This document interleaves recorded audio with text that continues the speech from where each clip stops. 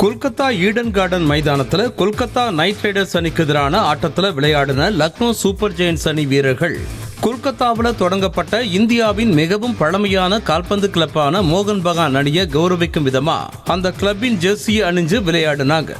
இந்த விஷயம் பலருடைய கவனத்தையும் ஈர்க்கும் விதமா அமைஞ்சிருக்கு.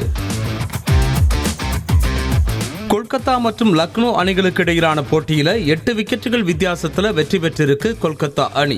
முதல்ல பேட்டிங் செஞ்ச லக்னோ அணி அடுத்தடுத்த விக்கெட்டுகளை இழந்த நிலையில 20 ஓவர்கள் முடிவில் 161 ரன்களை எடுத்திருந்தது. 162 ரன்களை இலக்கா கொண்டு களமிறங்கின கொல்கத்தா அணி 15.4 ஓவர்களேயே 162 ரன்களை எடுத்து வெற்றி பெற்றது. கொல்கத்தா அணியின் ஓபனிங் பேட்ஸ்மேனான பில் சால்ட் அதிகபட்சமா 89 ரன்களை எடுத்து ஆட்டமிழக்காம இருந்தார்.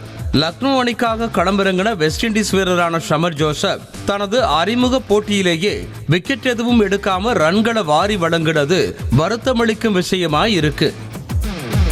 இன்ஸ்டாகிராம்ல ஆஸ்திரேலிய அணியின் கேப்டனான பேட் கமின்ஸ் கிட்ட ஒருத்தர் கேள்வி கேட்டிருக்கார்.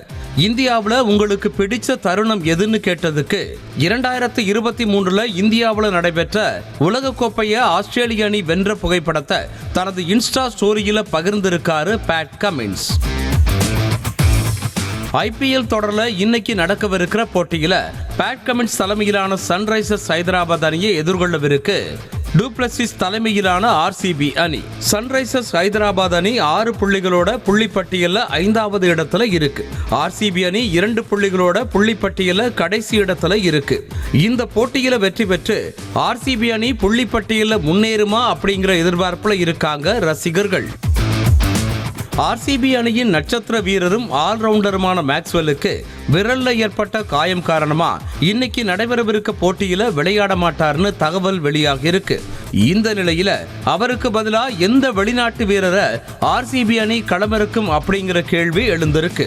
மேக்ஸ்வெலுக்கு பதிலா இந்த போட்டியில லாக்கி ஃபெர்குசன் அல்லது டாம் கரன் அணியில் சேர்க்கப்பட வாய்ப்பிருக்கதா சொல்லப்படுது. செய்திகளை உடனுக்குடனும் துல்லியமாகவும் தெரிந்து கொள்ள சப்ஸ்கிரைப் பண்ணுங்க.